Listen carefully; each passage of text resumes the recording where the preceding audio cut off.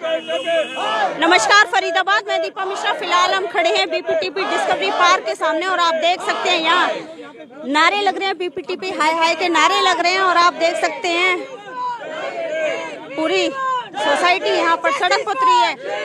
We want justice for, we want justice for child abuse,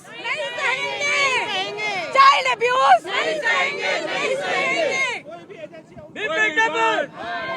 अमूमन ये नारे लगाए जाते हैं बेटी बचाओ बेटी पढ़ाओ, लेकिन जब ऐसी घटनाएं होती है तो कहीं ना कहीं जो हमारा सभ्य समाज है उसके मुंह पर एक करारा तमाचा होता है। क्या कहना चाहेंगे? आप देख सकते हैं कितने एग्जाम्पल यहाँ पर आ रहे हैं जहाँ पर कि बच्चों के साथ न्याय नहीं मिल रहा है, तभी माँ बाप को सड़कों पर आना पड़ता है। हाँ, दुनिया को, समाज को सड़कों पे न्याय मांगने आना पड़ता है। तो ये हमारा समाज है, ये हमारा प्रशासन है, ये हमारी सिक्योरिटी है।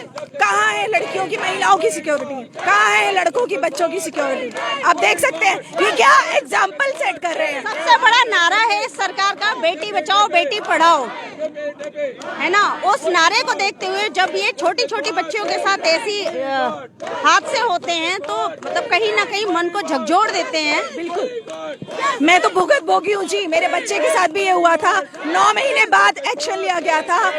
हम इस उम्मीद में चलते हैं कि शायद से अब प्रशासन में बदलाव आएगा, अब शायद से कुछ बदलाव आएगा, पर बदलाव क्या, यहाँ तो क्राइम पे क्राइम, क्राइम पे क्राइम, और एक्शन लेने में इतनी देर। यही अभी कोई मिनिस्टर, मंत्री, किसी संस्थापक का बच्चा होता, जिसका नाम होता, रुतबा होता, क्या आज ये ऐसे माँ बाप को आना पड़ता?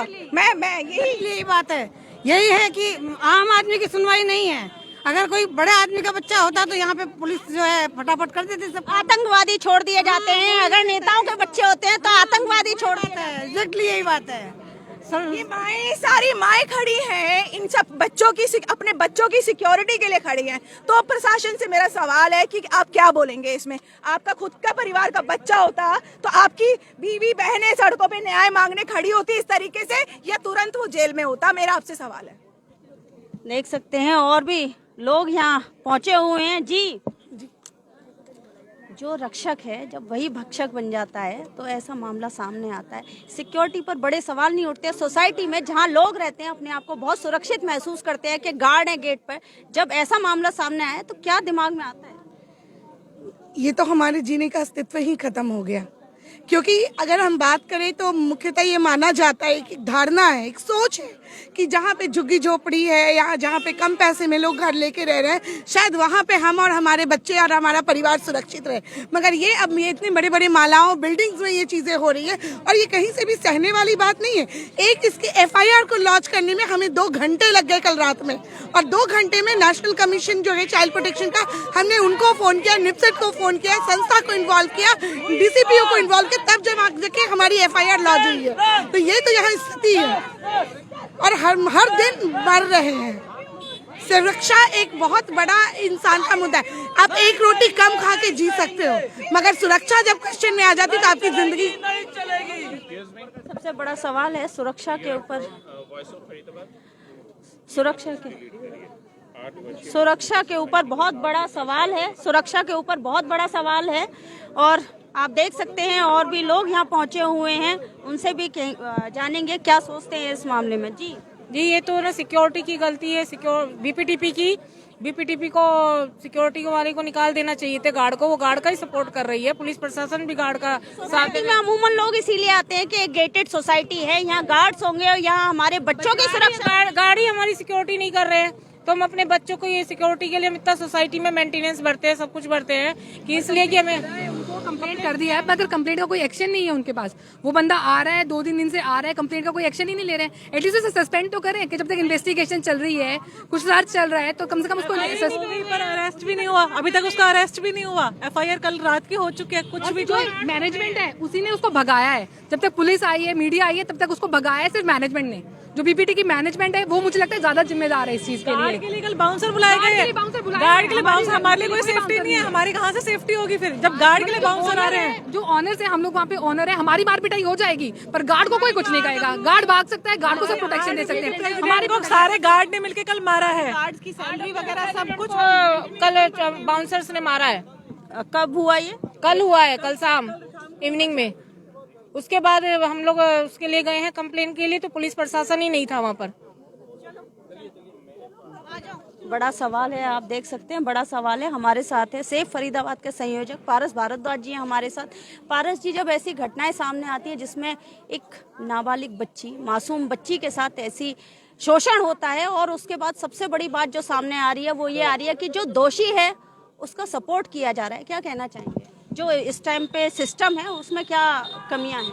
दीपा जी, ये जो ग्रेटर फरीदाबाद है, जिसको कि हम एक एलीट क्लास के लिए बसाया गया, जो एक फरीदाबाद का जो हिस्सा है, वहाँ पर बिल्डर्स का, डीलर्स का, लीडर्स का, और ये जो बड़े बड़े यहाँ पर जो बिल्डर्स हैं वीपीटीपी जैसे, इनका जो गठजोड़ है, वो गठजोड़ आज लोगों के लिए एक नासूर बन के रह गया है।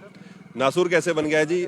इनके जो सिक्योरिटी एजेंसीज हैं, उनको चलाने वाले जो लोग हैं, वो यहाँ के जो स्थानीय विधायक हैं, जो यहाँ के स्थानीय सांसद हैं, या उनके जो गुर्गे हैं, वो लोग यहाँ पर इन सिक्योरिटी एजेंसीज को चलाते हैं। और ये सिक्योरिटी एजेंसी चलाते नहीं हैं, ये लोग यहाँ पर अपनी दादागिरी करते हैं, बिल्डर्स के साथ मिलकर दादागिरी करते हैं।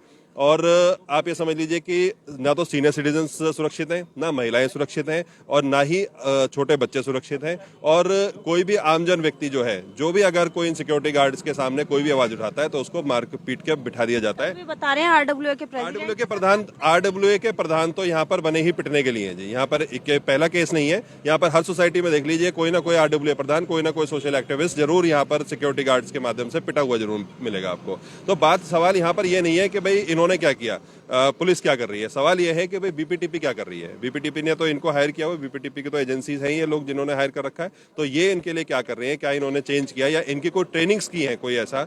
तो इस तरह की जो चीजें हैं वो लगातार यहाँ पर सामने आ रही हैं, और इसके लिए पुलिस को, प्रशासन को, और बिल्डर्स को, और जो हमारे स्थानीय नेता हैं उनको भी ये नहीं देखना चाहिए कि भाई ये सिर्फ जो सिक्योरिटी एजेंसी है सिर्फ इन्होंने खाने कमाने का धंधा बना दिया जो नेताओं ने, तो वो करना चाहिए। तो हमें इसकी जो गहरी जो जड़ है उसके ऊपर अटैक करना चाहिए।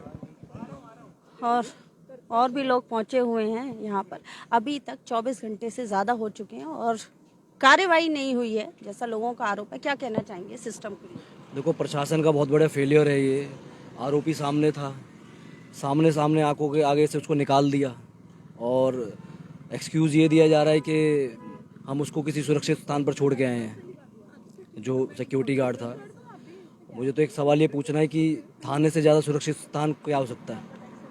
वो हमें बता रहे हैं कि सेक्टर 57 की चौकी में छोड़ के आए हैं उस सिक्योरिटी गार्ड को। ये तो रही एक सिक्योरिटी गार्ड की बात। जो दूसरा सिक्योरिटी गार्ड था उसको तो बीपीटीपी के जो सो कॉल्ड हमारे सिक्योरिटी गार्ड्स हैं उन्होंने पहले ही भगा दिया, और जो उस सिक्योरिटी गार्ड की सहायता के लिए, उसकी सुरक्षा के लिए 18 से 20 बाउंसर मौके पर मौजूद थे। इसके तो हम प्रत्यक्षदर्शी करीब 200 रेजिडेंट्स हैं। क्या रेट होगा यहाँ पे फ्लैट का इस सोसाइटी में? देखो, करीब लाख, 1.25 लाख रुपए गज का रेट है। और मैं एक बात और बताता हूँ आपको। हम लोग यहाँ पर 3-3.5 साल पहले एनआईटी से यहाँ पर शिफ्ट हुए थे, और एक बहुत इसीलिए आपसे एक बार रेट डिस्कस कर रही थी। उसका बहुत बड़ा रीजन ये था कि हम सोसाइटी में रहेंगे तो एक अच्छा एनवायरनमेंट मिलेगा हमारे बच्चों को, हमारी फैमिली को, सो दैट कि हम आराम से ऑफिस जाके अपना काम पे ध्यान लगा सके, सो दैट कि छोटा बच्चा होगा जाके खेल सकता है, कोई प्रॉब्लम नहीं आएगी, के अंदर सेफ है। और अगर सोसाइटी में जो हमारे सिक्योरिटी गार्ड्स होते हैं उनका काम होता है हमारी रक्षा करना, हमारी सुरक्षा करना, बट यहाँ तो हमें अपने आप की सुरक्षा, अपने बच्चों की सुरक्षा उन सिक्योरिटी गार्ड से ही करवानी पड़ रही है। तो फिर तो हम एनआईटी में ही ठीक थे, या फिर हम जो पुरानी जगह जहाँ रहते थे वहीं पर ठीक थे। हम मूव क्यों हुए लोन पर? इतने लोन पे लेके हम अपने मकान पे रह रहे हैं यहाँ पे, जो कि हमें बड़ा ही दुख हो रहा है कि हम, ऐसा लग रहा है कि कहाँ आगे फंस गए हैं। लाखों करोड़ों रुपए खर्च करके एक सोसाइटी में इंसान पहुंचता है। Failure is a big failure of our government. प्रशासन का सारा फेलियर्स है। हमें कोई सेफ्टी नहीं है, हम खुद रो के जी रहे हैं। हर चीज़ में हर जगह प्रॉब्लम्स आ रही हैं। सारे बाउंसर्स आते हैं, कुछ भी बोल दो, उनके क्यूआरटी टीम्स आती है, बाउंसर्स आते हैं, वो हमें धमका रहे हैं, जबकि हमारी अपने प्रेमिसेस में हम रह रहे हैं, पैसा देके हम रह रहे हैं, पर रहते हुए भी हम दबा के, हमें मजबूरी में दबाया जा रहा है हमें। That's the main reason. ऐसा नहीं लग रहा कि जो एक सिस्टम होता है, एक खौफ होता है कि अगर अपराधी को छोड़ा गया तो दिक्कत होगी, वो सबके मन से खत्म हो गया है। It's a big failure. पूरा टोटल सिस्टम फेलियर है। हम सब लोग क्यों इकट्ठे हो रहे हैं? एक किसी के साथ कोई दुर्घटना हो रही है, हादसा हो रहा है, उसके बाद भी हमें दबाया जा रहा है। क्यूआरटी टीम बाउंसर्स हमें बोल रही है कि आप लोकल हो, हम लोकल हैं, आप तो बाहर वाले हैं, हम तो आपको देख लेंगे। मजे की बात है हम पुलिस वाला जब सिक्योरिटी गार्ड को पकड़ के लेके जा रहा है तो सिक्योरिटी गार्ड उसको धमकी दे के कह रहा है मेरे को कहाँ ले जा रहा भाई, मैं तो तेगाम ते हूँ। अच्छा, सिक्योरिटी गार्ड पुलिस वालों को धमकी दे रहा है। That's the big reason. That's it. और फरीदाबाद आप देख सकते हैं, एक अपराध करने के बाद अपराधी न केवल लोगों के ऊपर धौंस जमाता है, बल्कि जैसा बताया जा रहा है, जैसा आरोप लगाया जा रहा है, पुलिस के ऊपर भी अपनी धौंस जमाता है कि वो लोकल है और उसे कहाँ ले जाया जा रहा है। और कहीं ना कहीं ऐसे मामलों को देखकर ये लगता है कि जो सिस्टम है, जो एक सिस्टम है शहर को चलाने का, जो सिस्टम होता है वो खत्म हो चुका है। लोगों के मन से डर खत्म हो चुका है कि अगर वो कोई क्राइम करेंगे तो उनके ऊपर कोई कार्यवाही होगी। जोड़ेंगे आपको ऐसी अन्य महत्वपूर्ण खबरों के साथ। बहुत बहुत धन्यवाद।